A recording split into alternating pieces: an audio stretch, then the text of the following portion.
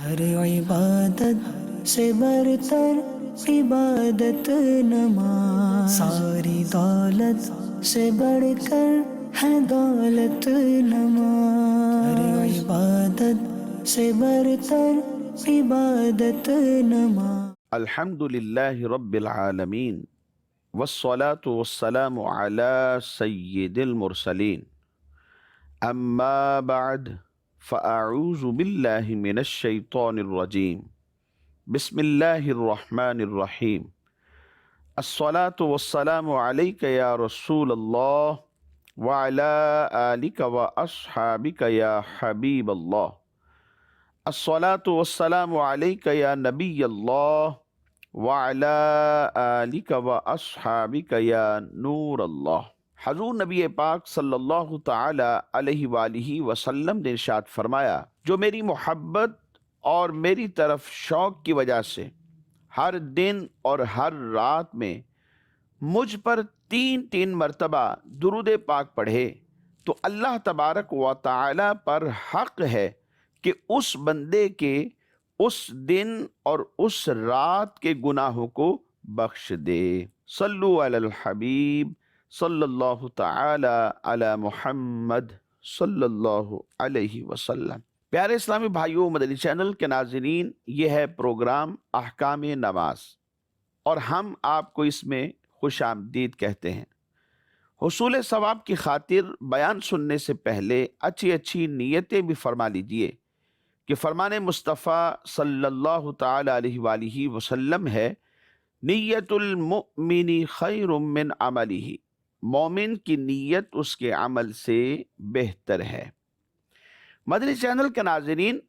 سورہ بقرہ کی آیت نمبر 45 میں اللہ تبارک و تعالی نے ارشاد فرمایا، وَاسْتَعِینُوا بِالصَّبْرِ وَالصَّلَاةِ وَإِنَّهَا لَكَبِيرَةٌ إِلَّا عَلَى الْخَاشِعِينَ الَّذِينَ يَظُنُّونَ أَنَّهُمْ مُلَاقُو رَبِّهِمْ وَأَنَّهُمْ إِلَيْهِ رَاجِعُونَ۔ ترجمہ کنز الایمان، ارشاد فرمایا، اور صبر اور نماز سے مدد چاہو، اور بے شک نماز ضرور بھاری ہے مگر ان پر جو دل سے میری طرف جھکتے ہیں، جنہیں یقین ہے کہ انہیں اپنے رب سے ملنا ہے اور اسی کی طرف پھرنا ہے۔ ان دونوں آیات مبارکہ سے پہلے اللہ تبارک و تعالی نے بنی اسرائیل کو حکم دیا کہ وہ نبی کریم صلی اللہ تعالی علیہ وآلہ وسلم پر ایمان لے آئیں، اور اس کے ساتھ ساتھ جو شریعت مصطفیٰ جان رحمت لے کر آئے ہیں اس شریعت کے اوپر یہ عمل پیرا ہو جائیں، سرداری کو ترک کر دیں، منصب کی محبت دل سے نکال دیں، اور دنیا کے مال کی محبت جو ان کے دل میں بیٹھ چکی ہے اس محبت کو بھی ختم کر دیں۔ اس اعتبار سے مفسرین نے اپنی کتابوں کے اندر اس کی تفسیر دو اعتبار سے کی ہے۔ ایک اسی اعتبار سے کہ جو مفہوم بیان کیا گیا کہ پچھلی آیات بینات کو سامنے رکھتے ہوئے اس کی تفسیر یوں کی گئی کہ اللہ تبارک و تعالی نے ان آیات بینات میں بنی اسرائیل سے یہ فرما دیا کہ اے بنی اسرائیل، اپنے نفس کو لذتوں سے روکنے کے لیے صبر سے مدد چاہو، اور اگر صبر کے ساتھ ساتھ نماز سے بھی تم مدد چاہو گے تو سرداری، منصب اور دنیا کے مال کی محبت جو تمہارے دلوں کے اندر پیدا ہو چکی ہے اس سے بھی تمہیں خلاصی مل جائے گی۔ بے شک نماز یہ بھاری ہے، البتہ ان لوگوں پر نماز بھاری نہیں ہے کہ جن کے دل اللہ تبارک و تعالی کی طرف جھک جاتے ہیں، جن کے دھڑکتے ہوئے دلوں میں اللہ تبارک و تعالی کی خشیت، اس کا خوف موجود ہے، وہ اپنے رب تبارک و تعالی کے احکام پر عمل کرتے ہیں اور اپنے سروں کو اللہ تبارک و تعالی کے حکم پر عمل کرتے ہوئے جھکا دیتے ہیں۔ اور دوسری تفسیر اس طرح بھی کی گئی ہے کہ اے مسلمانوں، تم اللہ تبارک و تعالی کی رضا کے حصول اور اپنی حاجتوں کی تکمیل کے لیے صبر اور نماز کے ذریعے سے اللہ تبارک و تعالی سے مدد چاہو۔ سبحان اللہ، کیسی پاکیزہ اور پیاری تعلیم ہے۔ صبر کی وجہ سے قلبی قوتوں میں اضافہ ہو جاتا ہے کہ جب انسان آنے والے مصائب پر صبر کرتا ہے اور برداشت کر کر کے، صبر کر کر کے اس کا اپنا جو دل ہے یہ مضبوط ہو جاتا ہے، پھر بھلے مصائب پہاڑ کے برابر آ جائیں اس کا دل بڑا مضبوط ہو جاتا ہے۔ تو کتنی پاکیزہ تعلیم ہے کہ صبر کے ذریعے سے تمہاری جو قلبی طاقتیں ہیں یہ مضبوط ہو جائیں گی، اور نماز کی برکت سے اللہ تبارک و تعالی کے ساتھ تمہارا جو تعلق ہے وہ مضبوط ہو جائے گا۔ اور یہ دونوں چیزیں پریشانیوں کو برداشت کرنے اور انہیں دور کرنے کے لیے بہت بڑی معاون ثابت ہو جاتی ہیں۔ اور پھر فرمایا وَإِنَّهَا لَكَبِيرَةٌ إِلَّا عَلَى الْخَاشِعِينَ، کہ بے شک جو نماز ہے ضرور بھاری ہے،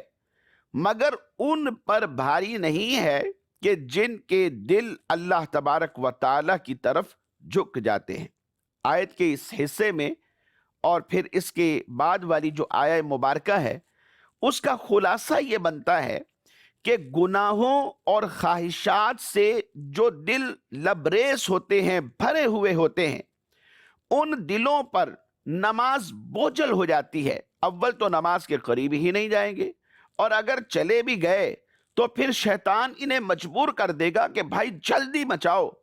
فلاں کام بھی کرنا ہے، یہ بھی کرنا ہے، وہ بھی کرنا ہے۔ اتنے کاموں کا بوجھ ان کے سر پہ ڈال دیتا ہے، یعنی انہیں یاد دلا دیتا ہے کہ خود توجہ ہی نہیں رہتی کہ میں نے نماز میں پڑھا کیا ہے۔ تو گناہوں اور خواہشات سے جو دل بھرے ہوئے ہوتے ہیں ان دلوں کے اوپر نماز بوجھل ہوتی ہے، اور وہ دل کہ جن میں عشق الہی ہوتا ہے، وہ دل کہ جن دلوں کے اندر اللہ تبارک و تعالی کی محبت ہوتی ہے، یعنی محبت الہی سے وہ دل لبریز ہوتے ہیں، اور خوف خدا سے وہ دل جھکے ہوئے ہوتے ہیں، ان دلوں کے اوپر نماز بوجھ نہیں ہوتی، بلکہ نماز تو ان کے لیے لذت و سرور کا باعث بن جاتی ہے اور روحانی اور قلبی معراج کا سبب بنتی ہے۔ اور یہ وہ لوگ ہیں جو اپنے رب سے ملاقات کا یقین رکھتے ہیں، جو یہ جانتے ہیں کہ موت حقیقت میں اللہ تبارک و تعالی سے ملاقات ہے، اور اللہ تبارک و تعالی کے دیدار کی جو تڑپ ہے وہ ان کے دل کے اندر موجود رہتی ہے۔ تو اس میں یہ بشارت ہے کہ آخرت میں مومنین کو دیدار الہی کی نعمت نصیب ہوگی۔ جی ہاں، ان آیات بینات کا مطالعہ کیجئے، پڑھ کے دیکھیں ترجمہ اور تفسیر کے ساتھ، تو آپ کو یہ بات واضح ہو جائے گی کہ اس میں یہ بات بشارت یا خوشخبری موجود ہے کہ مومنین کو آخرت میں اللہ تبارک و تعالیٰ کے دیدار کی نعمت جو ہے وہ نصیب ہوگی، اور اللہ تبارک و تعالیٰ سے ملاقات اور اس کی طرف رجوع میں جو ترغیب و ترہیب ہے وہ دونوں اس کے اندر موجود ہیں۔ اور ان دونوں کو پیش نظر اگر رکھا جائے تو نماز میں خشوع پیدا ہونے کا یہ چیزیں ذریعہ بن جاتی ہیں۔ گویا نماز میں خشوع و خضوع قائم رکھنے کا ہمیں حکم دیا گیا، اور اس کے حصول کا ہمیں طریقہ بھی بتا دیا گیا کہ ہمیں چاہیے کہ ہم اللہ کی ملاقات کی طرف توجہ رکھیں، کہ اللہ کی طرف سے دیدار الہی نصیب ہوگا۔ دنیاوی مشاغل کو جب نماز پڑھنے لگے تو اپنی ذات سے دور کر دیں، نہایت اطمینان کے ساتھ اللہ تبارک و تعالیٰ کی عبادت کریں۔ جب بھی نماز کی طرف آ جائیں تو ہمارے اعضاء جب اطمینان پذیر ہو جائیں تو پھر اس کے بعد ہم عبادت شروع کریں، اور عبادت کرتے ہوئے نہایت توجہ کے ساتھ، نہایت انہماک کے ساتھ خشوع و خضوع کو سامنے رکھتے ہوئے اپنی نماز کو ادا کیا جائے، تاکہ یہ نماز اللہ تبارک و تعالیٰ کی بارگاہ میں مقبول ٹھہرے۔ اور جو نماز کے ذریعے سے بندے کو اوصاف اور برکتیں ملتی ہیں، جو سکون و اطمینان حاصل ہوتا ہے، وہ بھی اللہ تبارک و تعالیٰ کی بارگاہ سے اسے ملنا شروع ہو جائے۔ اور جانتے ہیں مدنی چینل کے ناظرین، یہ کیسے نصیب ہوتا ہے؟ یہ علم سیکھنے سے آتا ہے کہ جب تک ہمارے پاس علم ہی نہیں ہوگا کہ ہم نماز کیسے پڑھیں،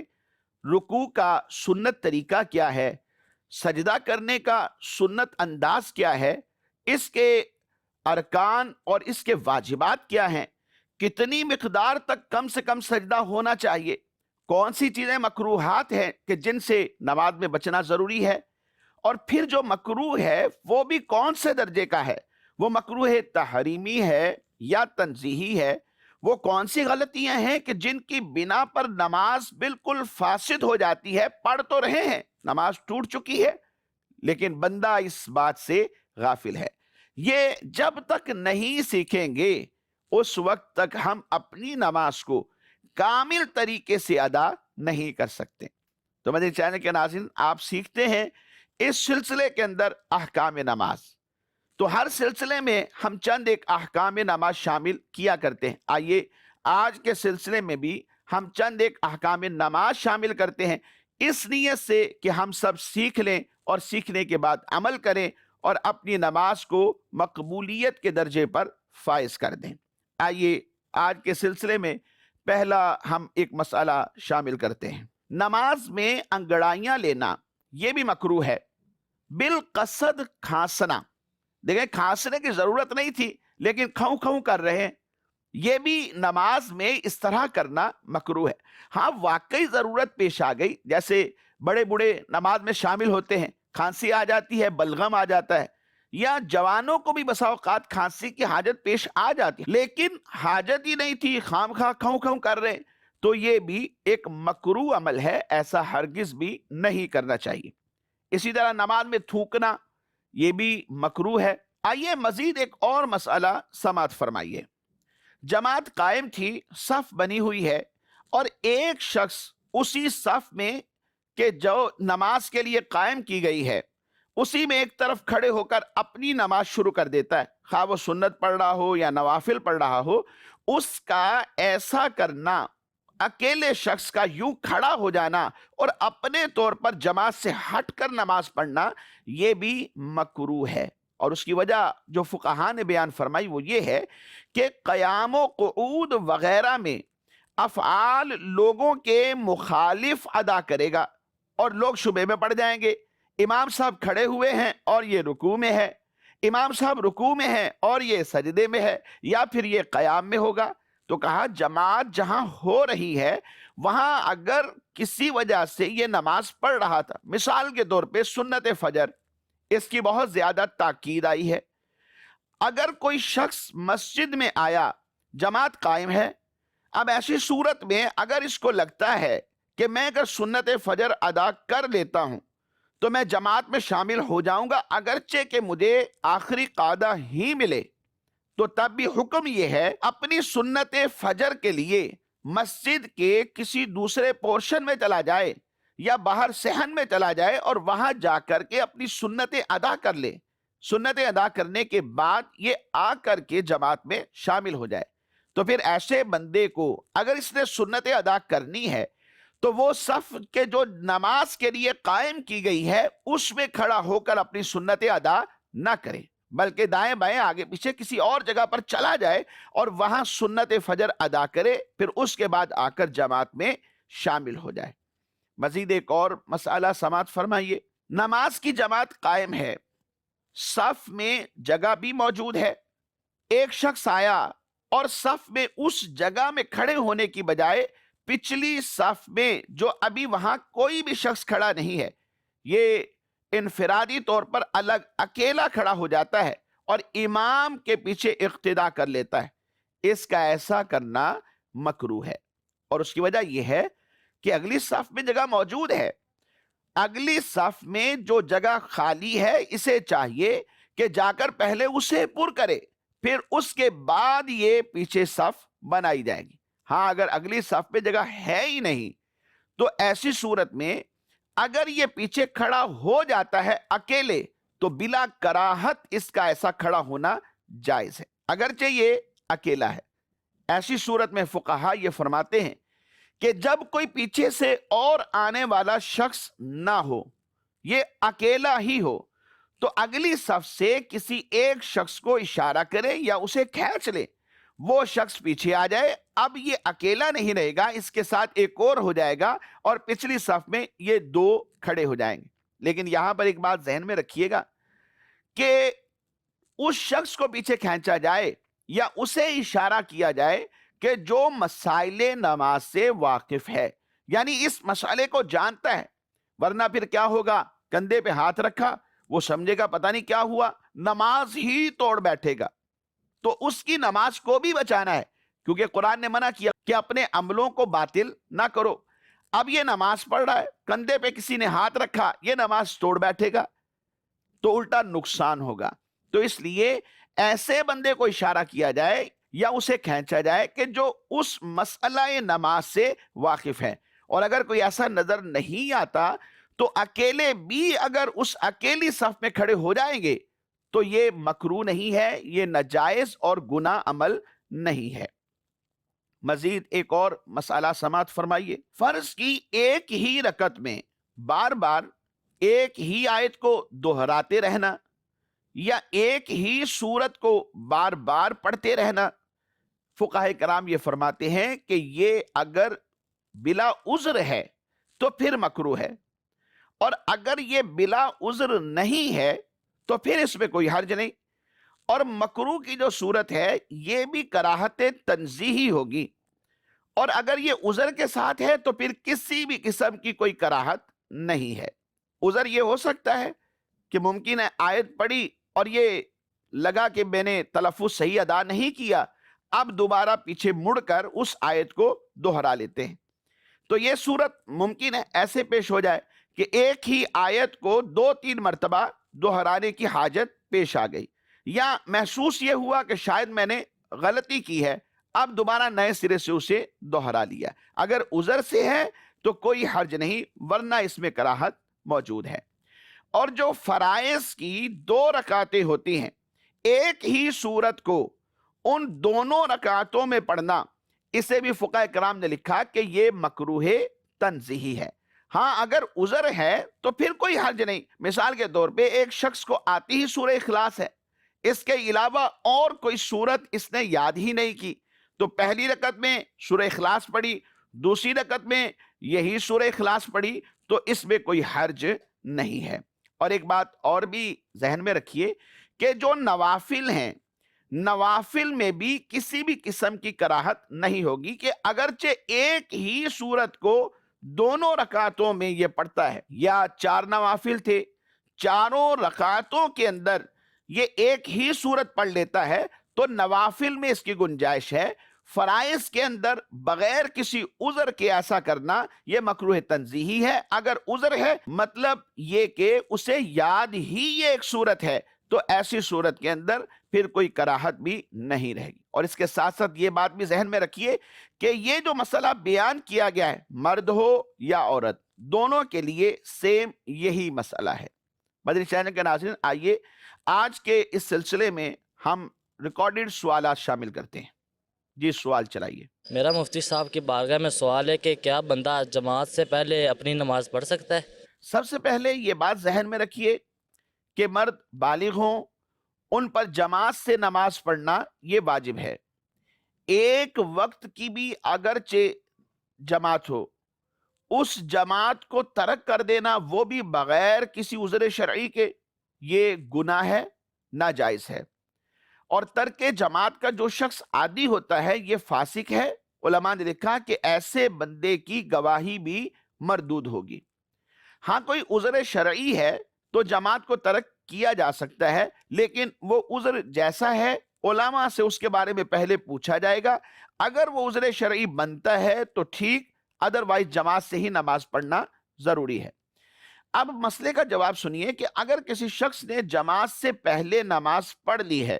خواہ وہ عذر کے ساتھ ہو یا بغیر کسی عذر کے، نماز اس کی ہو جاتی ہے۔ البتہ اگر بغیر عذر کے نماز پڑھتا ہے اور جماعت کو ترک کر دیتا ہے تو یہ شخص گناہگار ہے، اس پر توبہ لازم ہے۔ جی مزید سوال چلائیے۔ مفتی صاحب کے لیے میرا یہ سوال ہے کہ نماز تہجد کے لیے سونا لازمی ہے؟ نماز عشاء پڑھنے کے بعد سو جائیں اور سونے کے بعد رات کے کسی بھی حصے میں اٹھ کر طلوع فجر سے پہلے جو پڑھی جانے والی نماز ہے اسے نماز تہجد کہا جاتا ہے، اور نماز تہجد کے لیے سونا ضروری ہے۔ لہٰذا یہ بات ذہن میں رکھیے، اگر کوئی شخص ساری رات جاگتا رہتا ہے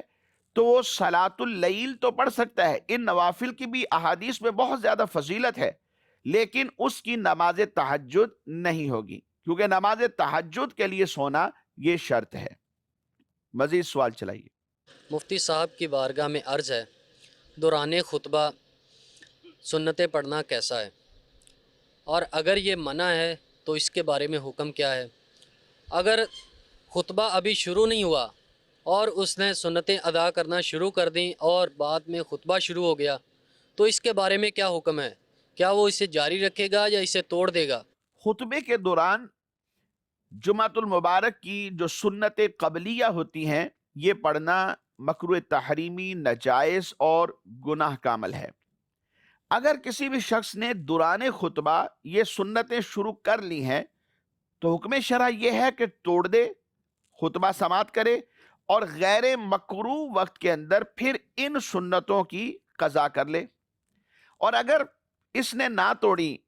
اور سنتیں مکمل کر لی تو اس کی سنتیں ہو گئیں، لیکن یہ گناہگار ہوا، اسے چاہیے کہ اس گناہ کی توبہ کرے۔ اور اگر یہ سنتیں خطبہ شروع ہونے سے پہلے اس نے شروع کی تھی، یعنی پہلے سنتیں پڑھ رہا تھا اور اس دوران خطبہ شروع ہو گیا، تو آپ فقہا فرماتے ہیں کہ اب یہ نماز نہ توڑے بلکہ اپنی سنتیں مکمل کر لے۔ لیکن ناظرین، ہمیں چاہیے کہ سنتیں شروع کرنے سے پہلے ہم وقت دیکھ لیں کہ وقت ہے تو سنتیں ادا کر لیجیے اور پھر اس کے بعد خطبہ سماعت کریں، اور اگر وقت ابھی نہیں ہے یعنی خطبہ بالکل سٹارٹ ہونے والا ہے تو ایسی صورت کے اندر پھر سنتیں شروع ہی نہ کی جائیں۔ اور وقت کا کیسے پتہ چلے گا؟ ہر ایک کے پاس یہ سہولت موجود ہوتی ہے، عام طور پہ ہمارے گھڑیاں لگی ہوتی ہیں، ہم ان سے وقت دیکھ سکتے ہیں،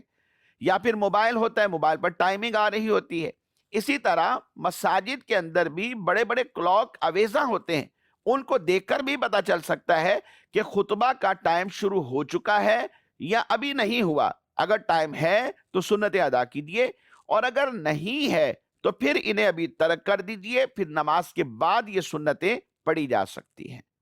مدنی چینل کے ناظرین، ہمارے آج کے سلسلے کا وقت اختتام کو پہنچا۔